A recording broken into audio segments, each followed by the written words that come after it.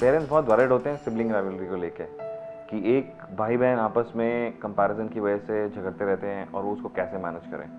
कुछ पेरेंट्स तो सोचते हैं कि इसका कुछ हो ही नहीं सकता है।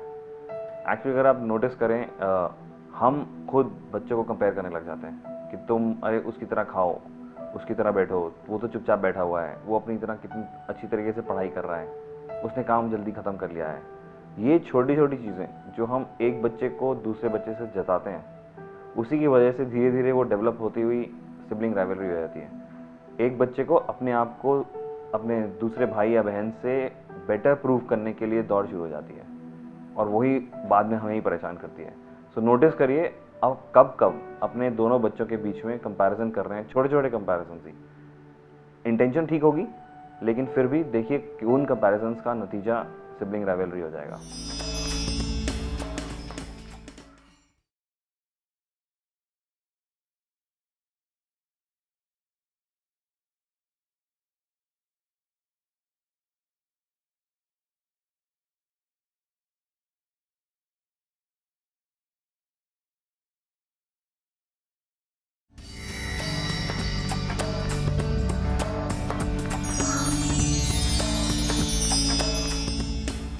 पेरेंट्स हमेशा परेशान होते हैं कि बच्चे टैंट्रम्स थ्रो करते हैं, स्पेसिफिकली मार्केट में जाके या घर पे कोई आया था उनके सामने या मॉल्स में।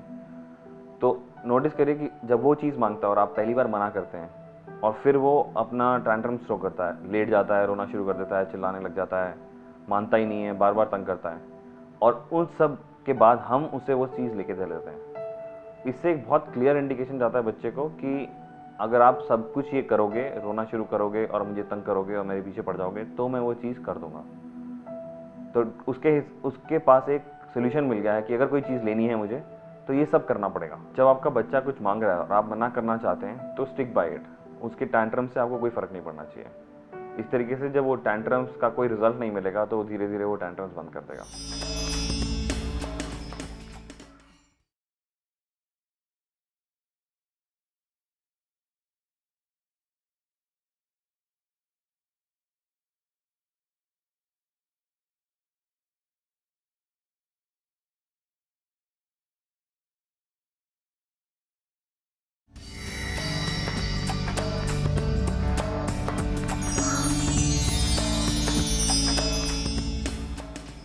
पेरेंट्स बच्चों के एग्ज़ाम्स को लेके बहुत टेंशन करते हैं और एग्ज़ाम्स के टाइम पे घर पे वर्चुअल कर्फ्यू लग जाता है और यही टेंशन हम अपने बच्चों में ट्रांसफ़र कर देते हैं। तो इसलिए मैं आपसे ये कहना चाहूँगा कि मार्क्स के ऊपर कंसंट्रेट ना करके, स्पेशली छोटे बच्चों में अगर हम नॉलेज पे और उनके बेसिक्स करेक्ट करने पे अगर फोकस करें, तो वो चीज़ आगे जाके उनको बहुत सपोर्ट करेगी। उनको उसके ऊपर अपना पढ़ना और डेवलप करना बहुत आसान हो जाएगा। So my request would be concentrate on the knowledge, on making sure कि वो उनके बेसिक्स एकदम ठीक हो जाएं, वर्सेस हम हमेशा मार्क्स ज़्यादा आएँ और आप फर्स्ट टाइम पे कॉन्सेंट्रेट करें। और अगर आप एग्ज़ाम्स के टाइम पे उनकी नॉलेज और बेसिक्स के ऊपर कंसंट्रेट करते हैं, तो बच्चे को भी टेंशन कम होगी और उसके मार्क्स भी अच्छे आएंगे।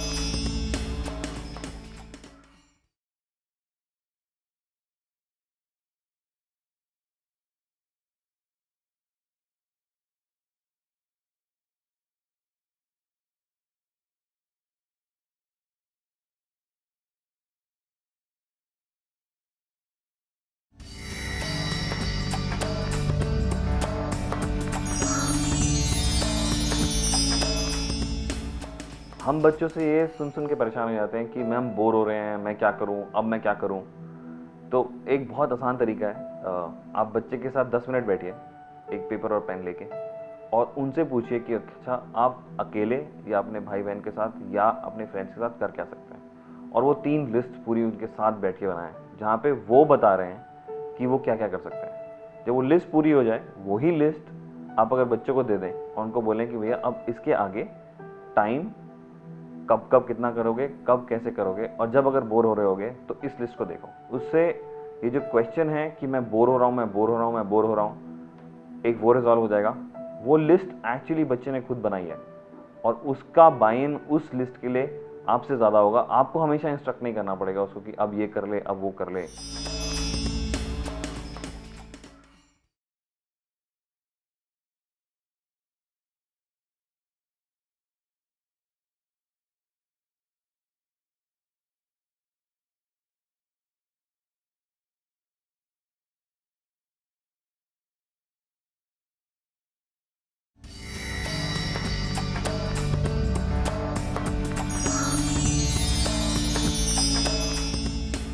शुरू में बच्चे बहुत छोटी-छोटी बातों पे कई बार झूठ बोलते हैं और वही चीज़ आगे जाके पेरेंट्स के बीच में कम्युनिकेशन गैप बन जाता है कि कुछ चीज़ें जो बच्चे पेरेंट्स से छुपाने लग जाते हैं।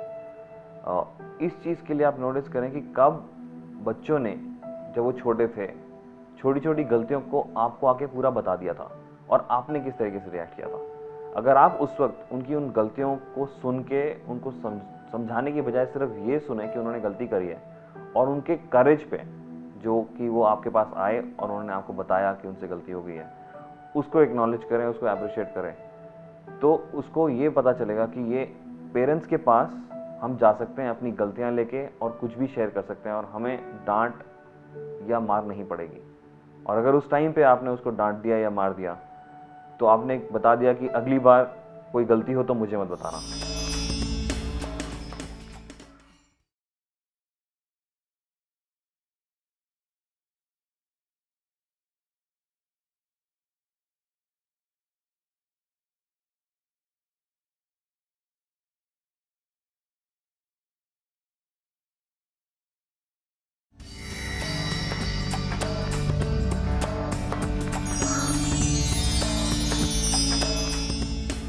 हम जब भी अपने बच्चों को डांटते हैं या मारते हैं, तो उसके बाद हम खुद भी बहुत परेशान होते हैं और बच्चा तो ऑब्वियसली बहुत परेशान होता है। लेकिन हम ये कहते हैं कि हम क्या करें, अब वो सुन ही नहीं रहा था, बात ही नहीं मान रहा था और 2-3 तरीके से ट्राई करने के बावजूद भी नहीं सुना, इसलिए मेरे को डांटना पड़ा और मारना पड़ा। अगर इसी चीज़ को हम इस तरीके से सोचें कि हमने डांटा या मारा इसलिए क्योंकि हम उसे नहीं समझा पाए, वर्सेस ये कहना कि वो ऐसी हरकत कर रहा था जिसकी वजह से हमें मारना या डांटना पड़ा, तो जो कंट्रोल है वो हमारे पास आ जाता है। हम और तरीके सोच सकते हैं, कोई और नई चीज़ें सोच सकते हैं जिससे हम अपने बच्चे को समझा पाएँ और हमें डांटना और मारना ना पड़े। इसी से घर का माहौल, घर की टेंशन सब कम हो जाएगा और बच्चे आपकी बात मानना शुरू कर देंगे।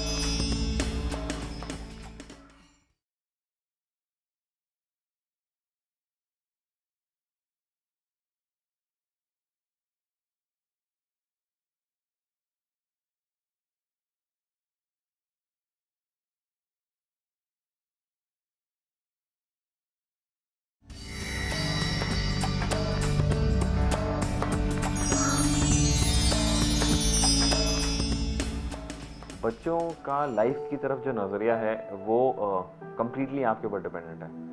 आप अगर बच्चों के सामने ये बोलते रहें कि लाइफ बहुत टफ है, बहुत मुश्किल है, बॉस तंग कर रहा है, ट्रैफिक ख़राब है, गवर्नमेंट ख़राब है, तो आप देखेंगे कि बच्चा भी हमेशा क्रिब की तरफ चला जाएगा। ये चीज़ ठीक नहीं है, स्कूल में ये नहीं हो रहा, आप ऐसे नहीं कर रहे, मेरी लाइफ ख़राब है। अगर आप वही चीज़ अगर उनसे बोलें कि life is great and you look for opportunities in life, कि ये मज़ा आ रहा है और ये भी करने में मज़ा आ रहा है, आपका बच्चा वही करना शुरू कर देगा। तो एक तरीका ये देखने का है कि आपके पास आपके बच्चे होने के बाद ये एक दूसरा मौका है उन्हीं चीज़ों के ऊपर, जिन चीज़ों के ऊपर आप परेशान होते थे, उन्हीं के ऊपर इंस्पिरेशन बनने का, जिन चीज़ों से आप अपनी लाइफ भी इम्प्रूव कर सकते हैं, ये सोच के कि आप जो करेंगे वही आपके बच्चे भी करेंगे।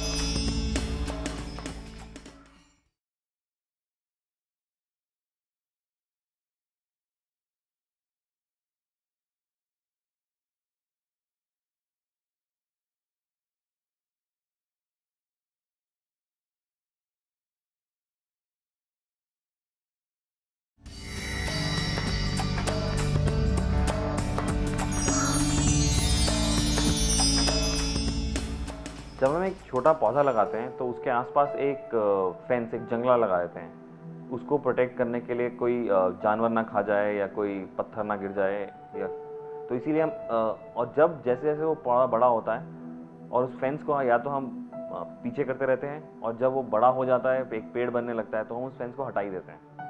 इसी तरीके से वही रोल, उस फेंस का रोल, उस जंगले का रोल हमारी पेरेंटिंग का रोल है कि जब वो एक बच्चा छोटा है, हम वो एक फेंस हैं जो उसको प्रोटेक्ट कर रहे हैं बाहर के एनवायरनमेंट से और उसको पनपने की जगह भी दे रहे हैं। और जब वो बच्चा बड़ा हो जाए, हमारा काम होगा उस फेंस को हटा लेना, अपने आप को हटा लेना, क्योंकि वो एक पेड़ बन सके। अगर हम उस फेंस को वहीं रहने देते हैं तो उसकी ग्रोथ, उसका लिमिट, उसका पोटेंशियल लिमिटेड हो जाएगा। अगर हम उस फेंस को हटा देते हैं तो उसकी ग्रोथ अनलिमिटेड है।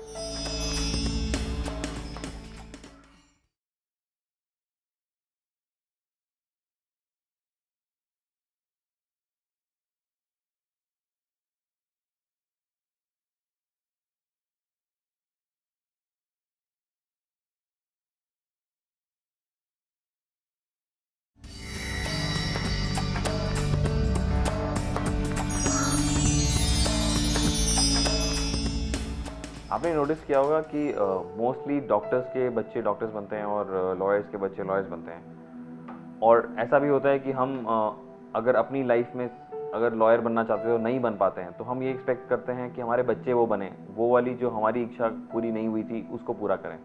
और इसकी वजह से पेरेंट्स और बच्चों में बहुत तनाव हो जाता है। पेरेंट्स कुछ एक बनाना चाहते हैं और बच्चे कुछ और बनना चाहते हैं। मैं ये कहूँगा कि बच्चों से ये देखें कि वो क्या बनना चाहते हैं और अपना सपोर्ट उस चीज़ में करें।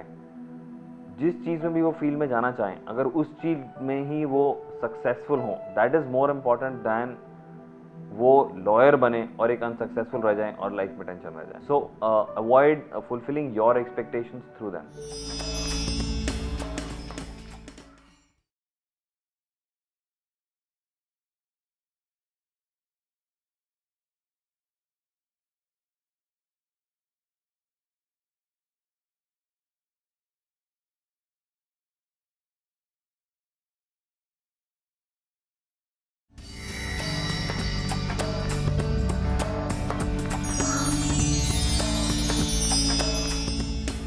हम नॉर्मली बच्चे से कुछ कराना चाहें तो हम एक रिवॉर्ड या अवार्ड उनको देते हैं। फॉर एग्जांपल अगर हम उनसे कहें कि अपना कमरा साफ रखें, तो हम कहेंगे कि कमरा साफ रखोगे तो चॉकलेट मिलेगी। उससे क्या होगा कि बच्चा जो कमरा साफ कर रहा है वो चॉकलेट की वजह से कर रहा है, और कल को वो चॉकलेट नहीं मिलेगी तो वो अपना कमरा साफ नहीं रखेगा। मेरी आपसे राय होगी कि आप उस एक्टिविटी को, कमरा साफ करने की एक्टिविटी में ही इंजॉयमेंट, उसी के अंदर कंपटीशन, उसी के अंदर मस्ती। फॉर एग्जांपल आप अपना कमरा साफ रख रहे हैं, आप उसके साथ कंपटीशन कर रहे हैं कि पहले कौन कमरा साफ करेगा, या उस कमरे साफ करने की एक्टिविटी में उसके साथ लग रहे हैं, म्यूजिक चला रहे हैं। तो उस एक्टिविटी के अंदर ही मज़ा आने लग जाए वर्सेस उस एक्टिविटी के रिवॉर्ड से मज़ा आए। इससे वो अच्छी हैबिट्स का काम इसलिए नहीं करेगा कि उसको रिवॉर्ड्स मिल रहे हैं, लेकिन इसलिए करेगा क्योंकि वो अच्छी हैबिट्स हैं, उसे करना चाहिए।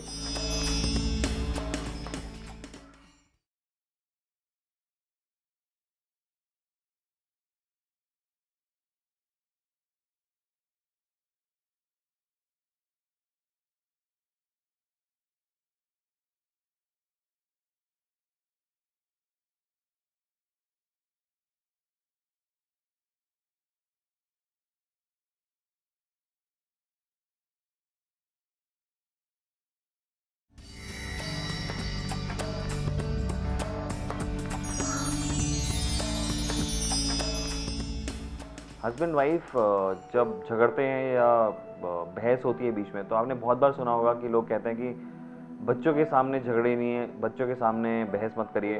बट मैं ये नहीं कहूँगा कि आप किसी बंद कमरे में जाके झगड़ें और बंद कमरे में जाके एक दूसरे पे गुस्सा करें। लेकिन जब भी वो ऐसा कुछ होता है घर में, पेरेंट्स को बच्चों को ये बताना कि वो क्यों हुआ, और एक हस्बैंड और वाइफ के बीच में एक बहस और एक झगड़ा नॉर्मल है, और उसकी वजह से उस रिलेशनशिप में, उस प्यार के अंदर कुछ कमी नहीं आ रही है। इससे जब बच्चा बड़ा होगा तो उसे ये पता होगा कि लड़ाई झगड़े से उसके रिलेशनशिप पे कोई इम्पैक्ट नहीं होगा। रिलेशनशिप स्ट्रांग है, और लड़ाई झगड़ा is just a difference of opinion, and he will be able to develop good strong relationships in his future.